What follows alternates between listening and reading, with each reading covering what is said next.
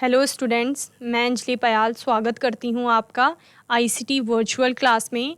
कैसे हैं आप सब लोग? उम्मीद करती हूँ आप सब लोग अच्छे होंगे और अपनी लाइफ में बहुत बेहतर कुछ कर रहे होंगे।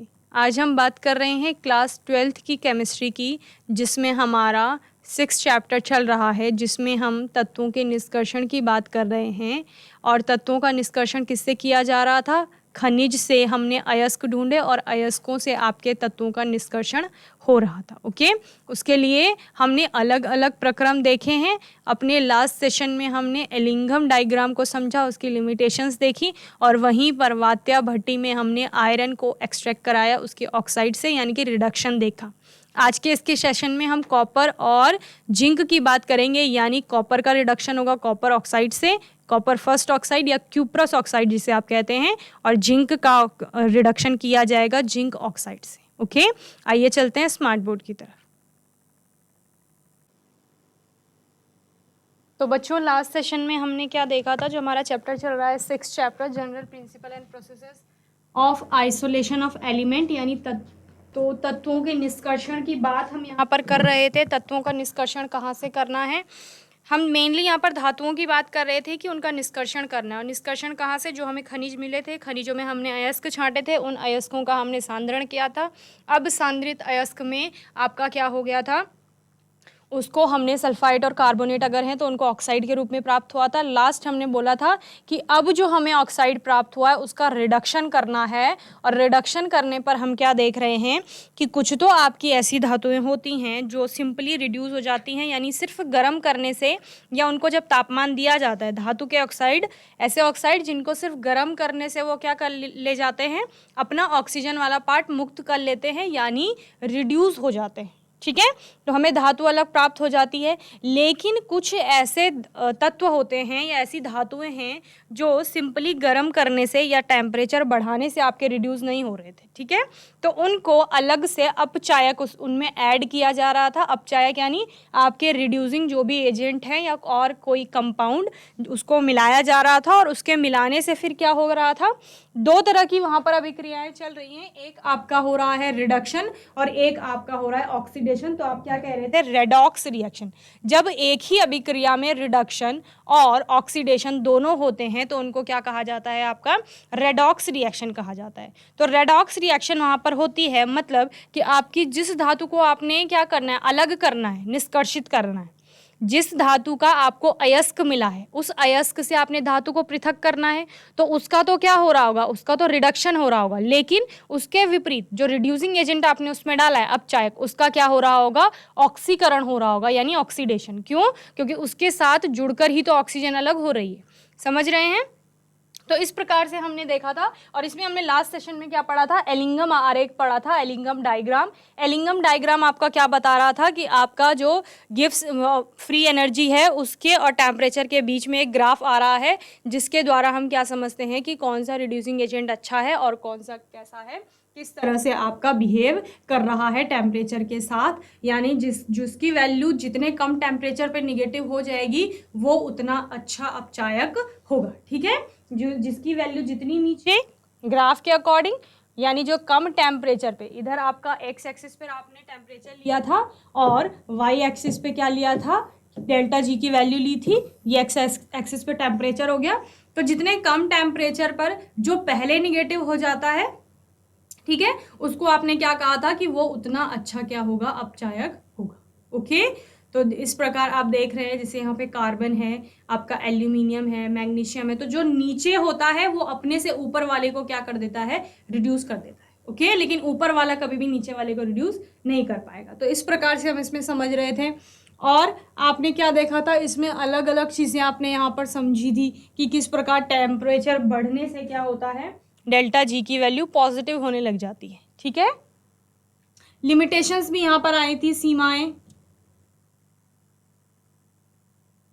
वो भी आप लोगों ने देखी थी। आयरन के ऑक्सीकरण की बात कर रहे थे ब्लास्ट फर्नेस में, यानी वात्या भट्टी जो आपकी होती है। ठीक है, तो वात्या भट्टी में आपका डिफरेंट डिफरेंट जोन वहां पर रहते हैं, जिनमें आपका क्या किया जाता है? आयरन का रिडक्शन करवाया जाता है। ओके,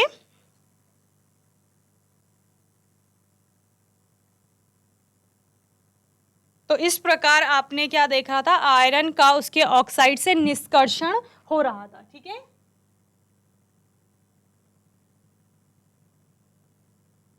तो ये सारा हमने समझा था प्रोसेस, किस किस तरीके से आयरन का वात्या भट्टी में निम्न ताप के परिसर में क्या हो रहा है, अपचयन हो रहा है, यानी आयरन ऑक्साइड से आपका आयरन अलग हो रहा है और ऑक्सीजन वाला पार्ट अलग हो रहा है। ठीक है, और फिर उच्च परिसर में भी आपने देखा था, जब टेम्परेचर, उच्च परिसर का मतलब क्या है, टेम्परेचर को बढ़ाने पर। वात्या भट्टी में एक निम्न परिसर होगा, एक उच्च परिसर होगा। निम्न परिसर क्या कहेगा कि कम तापमान है वहां पर, और उच्च परिसर क्या बताता है आपका कि तापमान वहां पर कैसा है, ज्यादा है। ओके, इस तरीके से आपने रिएक्शंस देखी थी।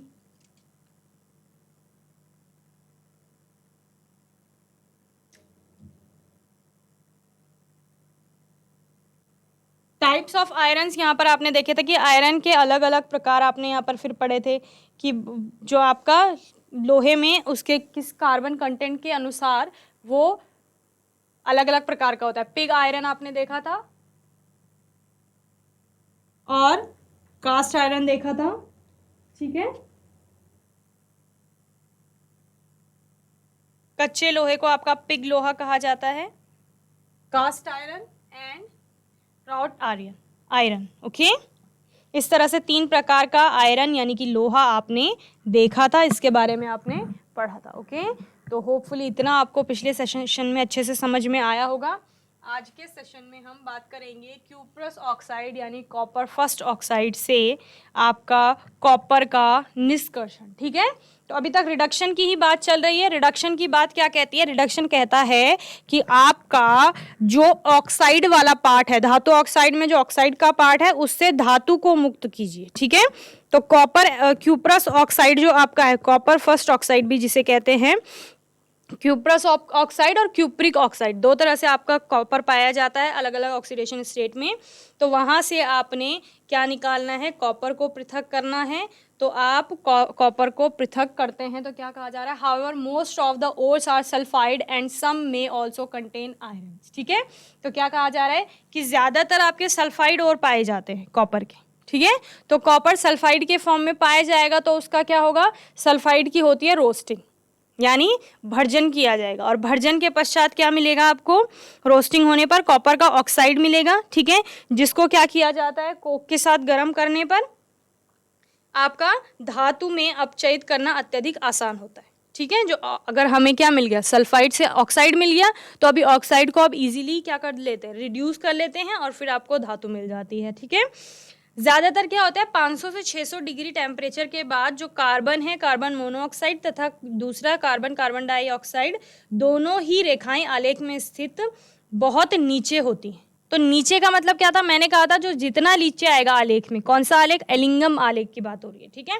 वहाँ पर तो वो क्या बताएगा, वो उतने अच्छे से क्या कर पाएगा, आपके जो आयरन का जो कॉपर का आपका क्या है ऑक्साइड है उसको रिड्यूस कर लेगा। ठीक है, तो यहाँ पर क्या कह रहे हैं कि मतलब पहले कॉपर सल्फाइड को उसका अपचयन कीजिए, कॉपर सल्फाइड को पहले ऑक्सीडेशन कीजिए। ऑक्सीडेशन क्या कहता है कि रोस्टिंग कीजिए, सल्फाइड से ऑक्साइड में कन्वर्ट कीजिए। फिर क्या कह रहे हैं, जो ऑक्साइड आ गया है, ऑक्साइड प्राप्त हो गया है सल्फाइड से, अब उस ऑक्साइड को क्या करिए, अपचयित कीजिए। अपचयित कैसे करेंगे, कोक के साथ करेंगे, यानी कार्बन के साथ करेंगे, और कार्बन मोनोऑक्साइड वहाँ पर आपको प्राप्त हो जाएगी। ओके, चलिए देखते हैं। तो यहाँ पर पहले क्या किया गया, पहले हुई यहाँ पर रोस्टिंग। रोस्टिंग क्या कह रही है, यानी भर्जन।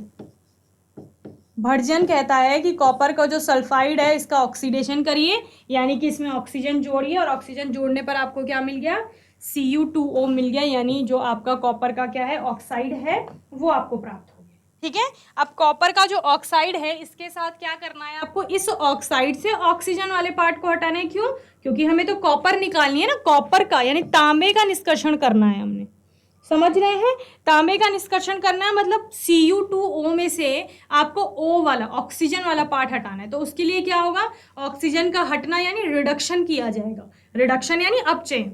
ठीक है, अपचयन क्या कहता है कि या तो अभिक्रिया में ऑक्सीजन हट रही होगी या फिर हाइड्रोजन जुड़ रही होगी, तो इसमें ऑक्सीजन हटेगी। लेकिन ऑक्सीजन हटने के साथ साथ ऑक्सीजन किसी और के द्वारा हटेगी, यानी कोई आपको ऐड करना पड़ेगा ऐसा आपका तत्व या फिर ऐसा एजेंट जो क्या करेगा, रिड्यूस करेगा आपके कॉपर को वहां से, और वो रिड्यूस करने के साथ साथ क्या होगा, खुद से ऑक्सीडेशन दिखा रहा होगा, यानी अपने साथ ऑक्सीजन को जोड़ रहा है। तो ऑक्सीजन का जुड़ना क्या हो गया, एक से तो ऑक्सीजन हट रही है, ठीक है, तो ये तो हो गया रिडक्शन, समझ रहे हैं। और दूसरे के साथ ऑक्सीजन जुड़ने जा रही है, यहाँ पर इस वाले से जुड़ने जा रही है, इससे दूर हट रही है, तो यहाँ पर क्या हो रहा होगा, यहाँ पर हो रहा है ऑक्सीडेशन यानी ऑक्सीकरण जिसे आप कहते हैं, ठीक है।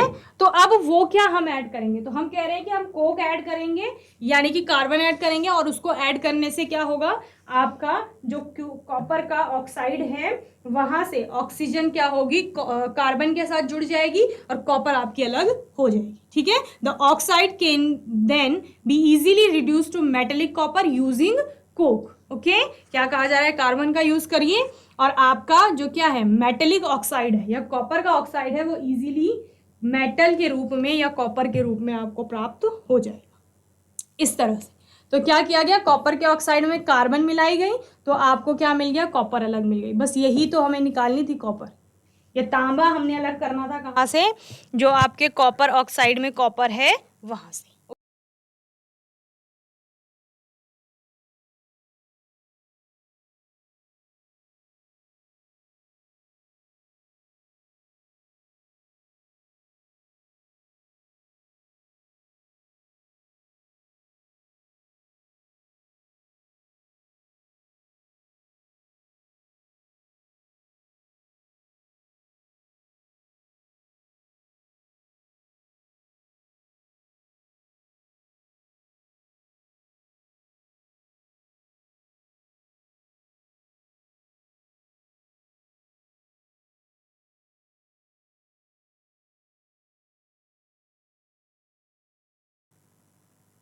और आगे क्या हो रहा है, और आगे कह रहे हैं कि वास्तविक प्रक्रम जो है उसमें अयस्क जो होता है और उसको अयस्क को सिलिका मिलाने के बाद क्या किया जाएगा, आपकी जो परावर्तनी भट्टी है, ठीक है, उसमें गर्म किया जाएगा, सिलिका मिलाने से गर्म किया जाएगा, ठीक है। और वो और किस किस के हैं, आयरन का और है आपका और कॉपर का और है, उनमें सिलिका, आप कह रहे हैं आयरन के ओर में सिलिका मिला दीजिए और उससे क्या मिल जाएगा आपको, धातुमल प्राप्त होगा, जो कि कैसा होगा, आयरन सिलिकेट जिसे कहा जाता है, ठीक है, वो प्राप्त हो जाएगी। आयरन सिलिकेट प्राप्त हो गई आपको, तो इसमें से आप क्या करेंगे, जो आपका कॉपर का सल्फाइड था और आयरन का सल्फाइड, ठीक है, वो आपको अलग अलग मिल जाएंगे। फिर सल्फाइड का क्या किया आपने, सल्फाइड का फिर से आप क्या करेंगे, वहां पर भर्जन करेंगे और उसके द्वारा ऑक्साइड प्राप्त कर लेंगे, ओके। चलिए, तो इस प्रकार in actual process the ore is heated in a reverberatory furnace, यानी कि आपकी इसको क्या कहा जाता है, परावर्तनी भट्टी, ठीक है।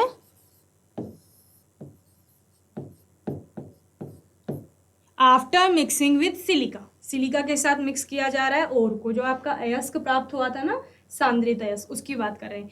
In the furnace iron oxide slates of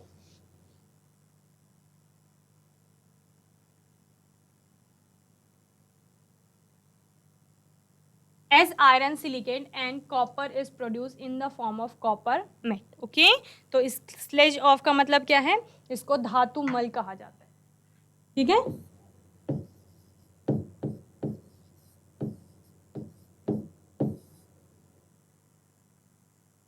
तो क्या क्या फॉर्म हुआ वहां पर, आयरन सिलिकेट, और आयरन को तो क्या बन गया, आयरन सिलिकेट बन गया, और दूसरा कॉपर जो है वो किसके फॉर्म में मिली आपको, कॉपर मेट के फॉर्म में प्राप्त हो गई, ओके। तो ये देखिए, आयरन ऑक्साइड में जैसे ही आपका क्या मिला, सिलिका, तो उसने आयरन सिलिकेट बना दिया,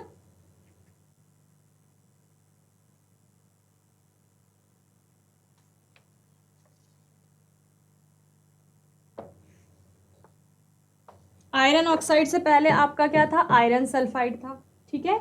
आयरन सल्फाइड को आपने क्या किया, भर्जन के द्वारा किसमें कन्वर्ट किया, आयरन ऑक्साइड में कन्वर्ट किया, 2FeO, और यहाँ पर क्या बनती है, सल्फर डाइऑक्साइड गैस बनती है, आपको पता ही है,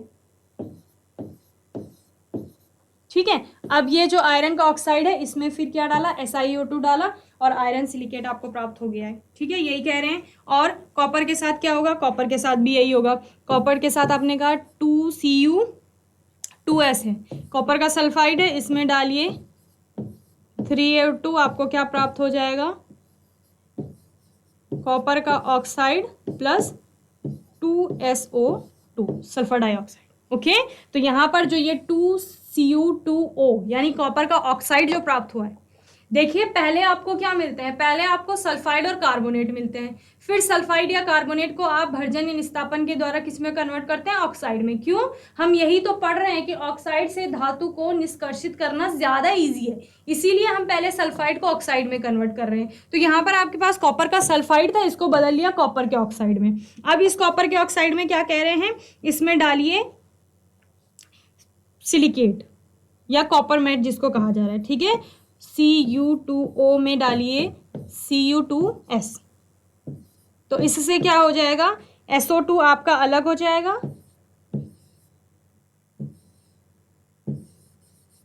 और कॉपर अलग हो जाएगी। ठीक है,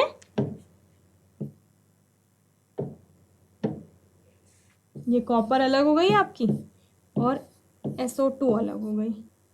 ठीक है, यहां पर डाला गया कॉपर के ऑक्साइड में कॉपर का sulphide.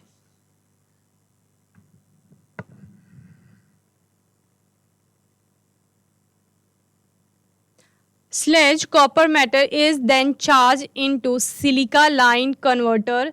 Some silica is also added and hot air blast is blown to convert the remaining FeS, FeO and Cu2S, Cu2O to the metallic copper. Following reaction takes place. तो जो reaction मैंने आपको अभी बताई वही होंगी। क्या होता है, कॉपर मेट को सिलिका परत चढ़े आपके परिवर्तक में भर दिया जाता है, मतलब ऐसी जगह, ऐसे परिवर्तक भट्टी में डालेंगे जिसमें सिलिका की परत चढ़ी होगी, वहाँ कॉपर मैट को डाला जाता है और फिर उसके बाद कुछ सिलिका भी मिलाएंगे। ठीक है,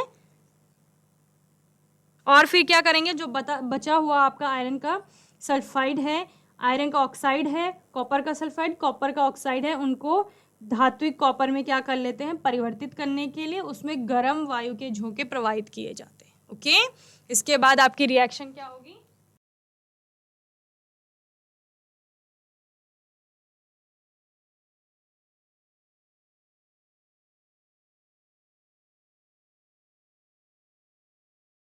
इस प्रकार जो आपका लास्ट में 6Cu प्राप्त हो गया है आपको, तो the solidified copper obtained by blistered appearance due to the evolution of SO2 and so it is called blister copper. तो उसमें फफोलेदार, ब्लिस्टर्स का मतलब क्या है, फफोलेदार दिखाई देता है। ठीक है, यानी उसकी जो ऊपर की लेयर होगी वो आपको कैसे दिखाई देगी, ऊबड़ खाबड़ जैसी दिखाई देगी। तो वो किसके कारण हुआ, क्योंकि लास्ट में आपकी सल्फर डाइऑक्साइड गैस इवोल्यूट हुई है वहाँ पर या इवॉल्व हुई है। ओके, तो उसके कारण उसको कैसा कहा जाता है, ब्लिस्टर कॉपर कहा जाता है। ओके, फफोलेदार तांबा।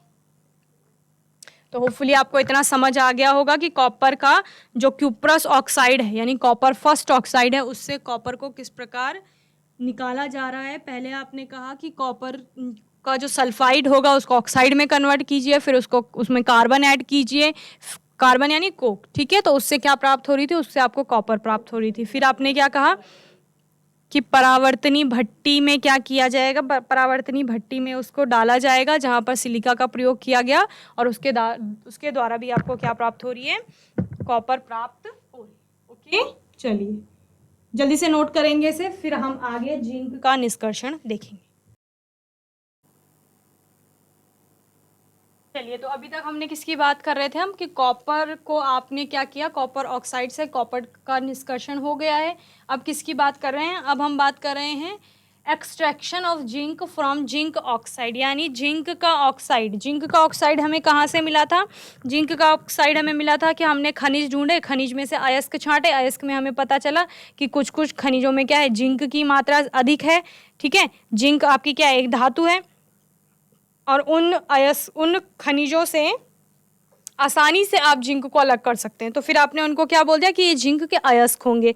तो आपका जिंक का अयस्क सल्फाइड के रूप में भी हो सकता है, ऑक्साइड के रूप में भी हो सकता है।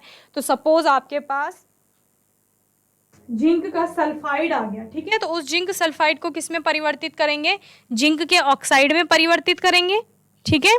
जिंक का सल्फाइड आपने जिंक के ऑक्साइड में परिवर्तित कर दिया, और ये परिवर्तन किसके रूप में होगा, ये जब आपने क्या कहा कि भर्जन में हम क्या कर रहे हैं, सल्फाइड को ऑक्साइड में कन्वर्ट कर रहे हैं, ठीक है। तो रोस्टिंग की आपने जिंक सल्फाइड की, और रोस्टिंग में आपने जिंक सल्फाइड को जिंक ऑक्साइड में कन्वर्ट किया। फिर आपने कहा कि अब हमें जिंक ऑक्साइड प्राप्त हो गया है, इसका क्या किया जाएगा, इसका किया जाएगा रिडक्शन, ठीक है।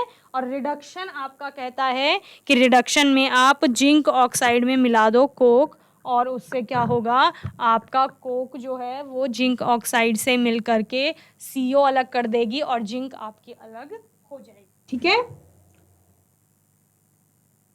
तो आपके पास था जिंक का ऑक्साइड, इसमें मिला दिया आपने कोक, और इससे आपकी बन गई जिंक अलग हो गई और कार्बन मोनोऑक्साइड अलग हो गई, ओके। तो the reduction of zinc oxide is done using coke, the temperature in this case is higher than that in case of copper.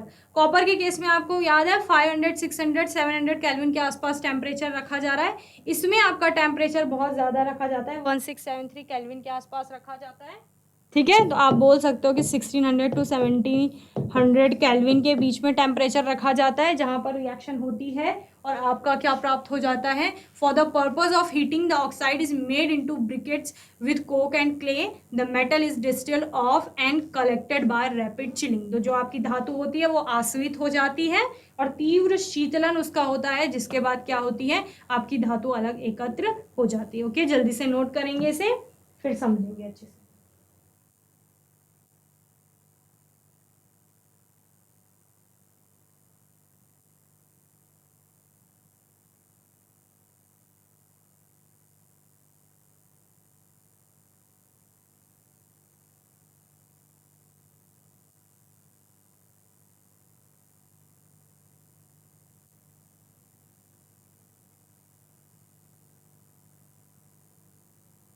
तो जिंक ऑक्साइड से जिंक का निष्कर्षण, जिंक ऑक्साइड का अपचयन कोक द्वारा किया जाता है, कार्बन यानी, इसमें कॉपर की स्थिति की अपेक्षा ताप अधिक रखा जाता है, वो हमने देख लिया है। तापन के लिए ऑक्साइड की कोक तथा मृदा के साथ, तापन के लिए क्या किया जाए, ऑक्साइड की जो कोक है और मृदा के साथ यानी ओर के साथ क्या मिलाया जाएगा, कोक को मिलाया जाएगा, और आपका अयस्क से के साथ कोक और मिट्टी को मिला करके छोटी छोटी ईंटें जैसी बनाई जाती हैं, और उसके बाद धातु को आश्रित कर तथा तीव्र शीतलन द्वारा क्या कर लिया जाता है, एकत्रित कर लिया जाता है, इस प्रकार, ठीक है।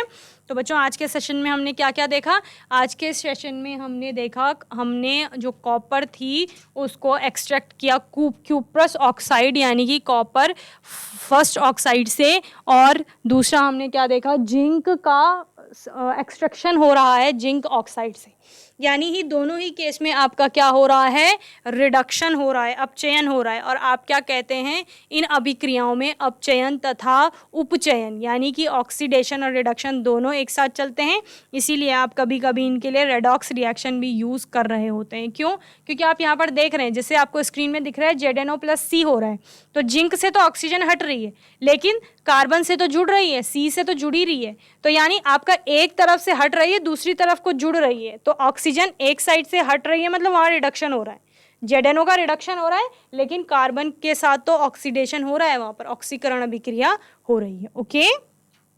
तो इस प्रकार रेडॉक्स रिएक्शन यहाँ पर चलती हैं। तो आपका अभी तक आपने काफ़ी टॉपिक्स पढ़ लिए हैं इसमें, इससे पहले वाले सेशन में आपने क्या पढ़ा था, एलिंगम के बारे में पढ़ा था, और वात्या भट्टी में आपने आयरन को आयरन ऑक्साइड से अलग करने के लिए देखा था। तो इतना आपको अच्छे से समझ में आ गया होगा, कोई डाउट क्वेश्चन होगा तो आने वाले सेशन में आप लोग पूछ लेंगे, ओके।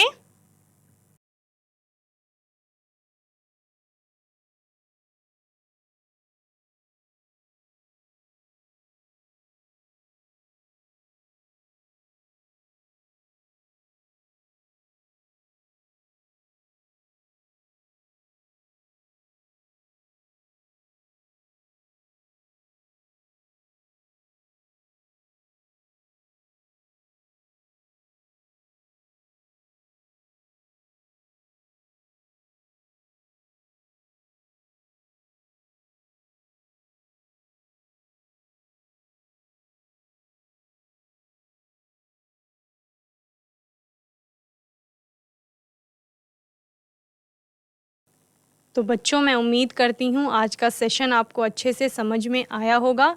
आज हमने क्यूप्रस ऑक्साइड यानी कॉपर फर्स्ट ऑक्साइड जो आपकी है वहाँ से कॉपर का निष्कर्षण किया। तो वहाँ पर हमने कई सारी रिएक्शंस देखी, किस तरह से आपके 500-600 केल्विन टेम्परेचर पर क्यूप्रस ऑक्साइड जो है कॉपर फर्स्ट का ऑक्साइड, उससे कॉपर को प्राप्त किया जा रहा है, यानी तांबे का निष्कर्षण हो रहा है, रिडक्शन वहाँ पर हम कर रहे हैं। ओके, वो देखा। वहीं पर पहले आपने कोक के द्वारा देखा, फिर आपने कहा कि सिलिका का उपयोग करके भी हम ये रिएक्शंस करा सकते हैं। ओके, फिर आपने दूसरा देखा जिंक ऑक्साइड से जिंक का निष्कर्षण। ठीक है, तो जिंक के निष्कर्षण के लिए हमने क्या किया, यहाँ पर भी कोक का उपयोग किया, लेकिन अब हमने टेम्परेचर क्या किया, कॉपर वाले केस से ज़्यादा लिया। तो हमने कहा 1600 to 1700 के बीच में टेम्परेचर, कहीं 1673 केल्विन यानी 1673 केल्विन के आसपास का टेम्परेचर लेते हैं। तो उतने टेम्परेचर पर आपका क्या होता है, कोक जो होती है वो ऑक्सीजन के साथ जुड़ करके कार्बन मोनोऑक्साइड बना लेती है और जिंक आपकी अलग हो जाती है। तो हम धातु के निष्कर्षण में या तत्वों के निष्कर्षण के इस अध्याय में तत्वों का निष्कर्षण कर रहे हैं, और यहाँ पर हमने धातुओं का निष्कर्षण किया। हमने आयरन को उसके ऑक्साइड से अलग किया, कॉपर को उसके ऑक्साइड से अलग कर लिया, और अपने जिंक को उसके ऑक्साइड से अलग कर लिया है। ठीक है, तो इन सभी को आपने रिवाइज करना है, ये बहुत इंपॉर्टेंट टॉपिक्स में से हैं आपके इस चैप्टर के। तो ये सेशन आपको अच्छे से समझ में आया होगा, इतनी उम्मीद मैं करती हूँ। और नहीं कोई किसी भी क्वेश्चन में अगर डाउट है आपको तो वो आप आने वाले सेशन में पूछ लेंगे। ओके, और तब तक के लिए ICT वर्चुअल क्लास से जुड़ने के लिए धन्यवाद।